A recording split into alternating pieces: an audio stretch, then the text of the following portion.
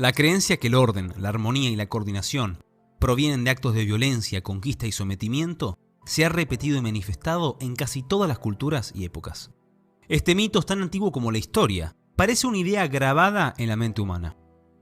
En los antiguos relatos cosmogónicos, comúnmente se describía el origen del mundo como un gran acto de guerra o de conquista entre dioses. La mismísima Roma, gran cuna de la civilización, también habría sido fruto de un sangriento sometimiento entre dos hermanos gemelos.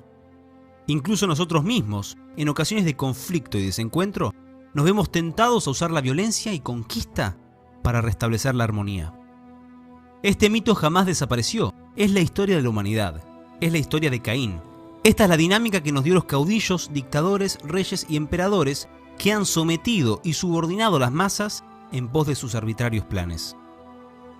Todavía hoy nos vemos enfrentados con grupos que apoyan un Estado paternalista que intervenga violentamente en todas las áreas de nuestra vida, pasando por encima de nuestras libertades.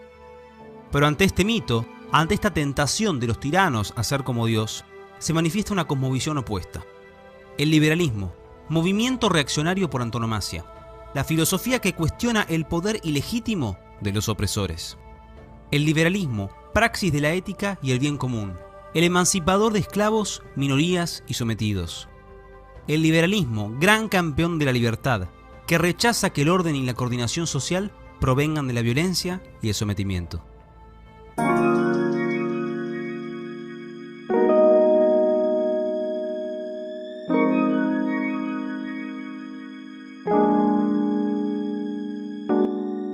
Aunque en otros videos ya se ha comentado las generalidades del liberalismo, continuando con la serie del espectro político, este análisis pretende cavar más profundo.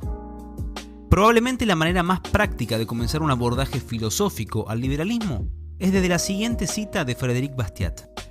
Cualquiera que sea el asunto que someta al razonamiento, ya sea religioso, filosófico, político o económico, ya se trate de bienestar, de moralidad, de igualdad, de derecho, de justicia, de progreso, de responsabilidad, de solidaridad, de propiedad, de trabajo, de intercambio, de capital, de salarios, de impuestos, de población, de créditos o de gobiernos. En cualquier parte del horizonte científico que se coloque el punto de partida de mis investigaciones, invariablemente siempre llego a la siguiente: la solución del problema social está en la libertad. ¿Por qué Bastiat nos dice que el razonamiento nos lleva a la libertad? Algún despistado podría pensar que Bastiat es relativista, que su afirmación reclama que debemos ser indiferentes ante estos asuntos, pero no. El mensaje es el siguiente: todos estos asuntos son importantes y a su vez todos poseemos diferentes convicciones, perspectivas o interpretaciones sobre cada uno de ellos. El problema social no yace en nuestras diferencias, sino que siempre las hemos manejado mal. El problema social es Caín.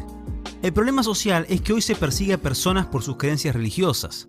El problema social es que hoy se ejecuta a personas por su orientación sexual. El problema social es que la libertad de expresión ahora es un crimen de odio. El problema social es que el Estado es el que decide sobre nosotros cómo educar a nuestros hijos. El problema social es que los políticos tienen el control total de tu billetera. El problema social es que tus proyectos laborales son también los de la mafia sindical. El problema social es que Nicolás Maduro está jugando a los Sims con el pueblo venezolano y que el resto estamos en situaciones no tan lejanas. Reiteremos con fuerza las palabras que Bastiat escribió en 1850. La solución está en la libertad. ¿Por qué Bastiat nos dice que el razonamiento nos lleva a la libertad? Como tantos otros autores, él sabe que el orden no viene del sometimiento de la sociedad a un plan o un diseño. Al contrario, viene de la libre interacción de personas en una sociedad libre. El orden no necesita ser planeado. Existe algo así como una mano invisible, un mecanismo de orden espontáneo. Las complejas estructuras sociales en las que vivimos no vienen de una inteligencia directora, sino un proceso orgánico y evolutivo producto de la creatividad humana en un marco de libertad. El orden social no viene por un Charles Fourier que administra cada paso que damos. Viene de la libertad, de la cooperación voluntaria, del intercambio de ideas, del libre comercio y del respeto al proyecto de vida del prójimo.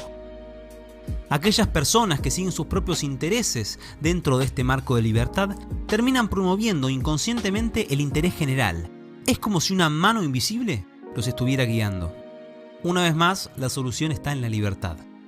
El liberalismo es en su base una respuesta ética a la tiranía y un proyecto de investigación sobre la cooperación social.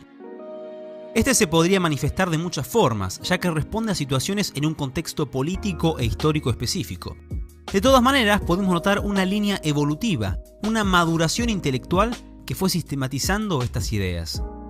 En los siglos XVI y XVII, un movimiento intelectual conocido como la Segunda Escolástica Española tendría aportes decisivos para el surgimiento del liberalismo. Francisco de Vitoria, Martín de Azpilcueta, Domingo de Soto, Diego de Covarrubias, Luis de Molina, Juan de Mariana y muchísimos más pusieron sobre la mesa la importancia del derecho natural a la vida, la libertad y la igualdad ante la ley, la importancia de un gobierno limitado, la propuesta teórica de un derecho internacional, la condena a la guerra y la conquista, salvo en excepciones extraordinarias, la defensa de la propiedad privada, los contratos, el mercado y el comercio. Según Murray Rothbard, en cuanto a sus aportes teóricos a la economía, varios de estos pensadores son los predecesores de la escuela austríaca, principalmente por su aporte en una concepción subjetivista y dinámica del valor, el dinero y los precios, que Karl Menger continuaría 3 siglos después. Hacia fines del siglo XVII, con algunos paralelismos a la escolástica española, John Locke condena las tiranías y propone dividir el poder político, algo que en un futuro cercano sería profundizado por Montesquieu. Sobre todas las cosas, Locke afirma que todas las personas, y solo por el hecho de ser personas, poseen un derecho natural a la vida, la libertad y la propiedad privada, siendo el gobierno solo legítimo si cuenta con el consentimiento de los gobernados. Luego de Locke, durante el siglo XVIII, la Ilustración escocesa daría grandes pensadores como Adam Ferguson, David Hume y Adam Smith, cuya tarea más importante fue investigar cómo la cooperación social surge de los procesos de mercado, que no son otra cosa que un proceso orgánico fruto de instituciones como el lenguaje, el comercio, la moral y otras. Sería el 4 de julio de 1776, cuando figuras como Thomas Jefferson y John Adams, aunque con sus controversias, firmaron la Declaración de Independencia de los Estados Unidos. Un documento que incorporaba toda esa maduración liberal que al menos en Jefferson había leído desde el padre Juan de Mariana hasta Locke y la Ilustración escocesa. Aunque con imperfecciones, es un haz de luz en un mundo de oscuridad. Sostenemos como evidentes por sí mismas dichas verdades, que todos los hombres son creados iguales, que son dotados por su creador de ciertos derechos inalienables, que entre estos están la vida, la libertad y la búsqueda de la felicidad, que para garantizar estos derechos se instituyen entre los hombres los gobiernos, que derivan sus poderes legítimos del consentimiento de los gobernados, que cuando quiera una forma de gobierno se haga destructora de estos principios, el pueblo tiene el derecho de reformarla o abolirla, e instituir un nuevo gobierno que se funde en dichos principios. A medida que nos acercamos al siglo XIX, el debate liberal se vuelve cada vez más técnico y complejo.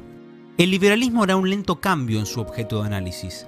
El problema ya no es una monarquía que en la última porción de la Edad Media se había vuelto más absolutista y despótica.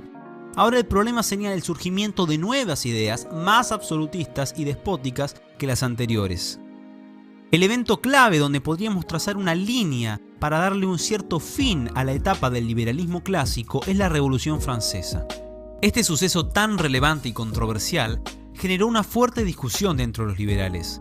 Discusiones famosamente ejemplificadas en Edmund Burke, de perfil conservador, y Thomas Paine, de perfil progresista.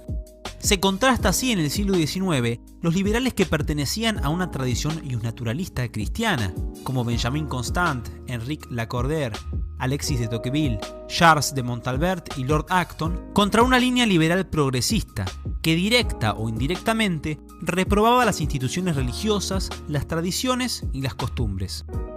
Según Ralph Raico, historiador especialista en el liberalismo clásico, esta fuerte división se habría marcado sobre todo en los países angloparlantes por la obra de Jeremy Bentham y John Stuart Mill. Según Raico, Mill se desvió de la línea central del pensamiento liberal, contraponiendo al individuo y su libertad no solo con el Estado, sino con la sociedad y sus opiniones. En su obra sobre la libertad, Mill explica que hay una tiranía que puede ser incluso peor que la del Estado, la tiranía de opinión. Se necesita también protección contra la tiranía de opinión, puesto que la sociedad tiende a imponer como reglas de conducta sus ideas y costumbres a los que difieren de ellas, empleando para ellos medios que no son precisamente las penas civiles. Acerca de las costumbres y tradiciones, Mill comenta: el hombre que permite al mundo, o al menos a su mundo, elegir por él su plan de vida, no tiene más necesidad que la facultad de imitación de los simios. El enfoque de Mill insiste en que la religión, las costumbres, las tradiciones y la moral, aunque no se impongan por la fuerza del Estado, son de todas maneras obstáculos hacia la libertad, generando así tensión con los liberales de orígenes más conservadores. Su enfoque se ha conocido como socioliberalismo, liberalismo progresista o liberalismo moderno, generando en los países angloparlantes la división entre liberals y conservatives. Entre medio de estas ideas, nombraremos a Frédéric Bastiat, Jean-Baptiste Say y Gustave de Molinari como enormes pensadores de grandes aportes. También vale mencionar autores como Herbert Spencer y Auberon Herbert, que junto a Molinari llevaron las ideas del liberalismo hasta puntos muy cercanos al anarquismo. Hacia finales del siglo XIX, el liberalismo perdería popularidad frente a un marxismo en ebullición. Es importante recordar aquí a Eugen von Bäverk, que escribió un libro equivalente al Capital de Marx como respuesta y refutación, sucesos que se han comentado también en el análisis del socialismo. Tanto Menger como von Bäverk serían de vital importancia para solucionar un grupo de contradicciones en la teoría económica que se había arrastrado hasta ese momento desde Adam Smith y David Ricardo. En un siglo XX que abandonó el liberalismo, dejando al mundo a merced de dictadores fascistas y socialistas, genios de carácter heroico como Ludwig von Mises y Friedrich Hayek se batieron intelectualmente solos contra todo un mundo académico que había desechado el liberalismo. Sus aportes y legados son tan importantes que son dignos de horas de análisis. No se preocupen, se van a hacer. También debemos destacar a Ayn Rand, James Buchanan, Milton Friedman, Murray Rothbard y Robert Nozick como los pensadores liberales más importantes del siglo pasado. Aunque muchos pensadores liberales de esta generación se mantenían cercanos al liberalismo clásico, otros, llevando el liberalismo hasta sus últimas consecuencias lógicas, han manifestado que el planteo correcto es un estado lo más mínimo posible o directamente la anarquía, como ya habían postulado tempranamente Molinari, Spencer y Herbert.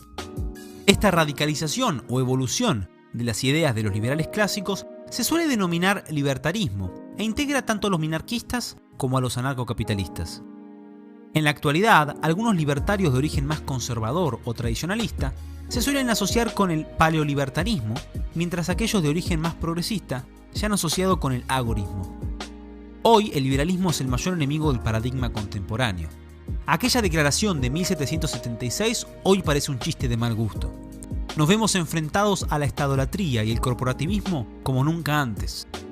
Pero si bien entre liberales se pueden hacer muchas subdivisiones, que si uno es conservador o progresista, si defiende un Estado o prefiere la anarquía, si es neoaristotélico, neokantiano o neotomista, todos los liberales compartimos una base y una lucha común: la defensa de nuestras libertades contra todas las ideas del presente y del futuro que las quieren conquistar.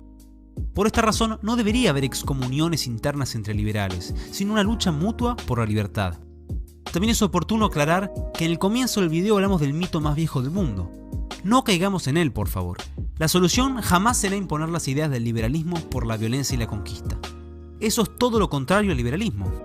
Hay que condenar aquellas ideas que buscan llegar a un liberalismo económico pasando por arriba las libertades individuales.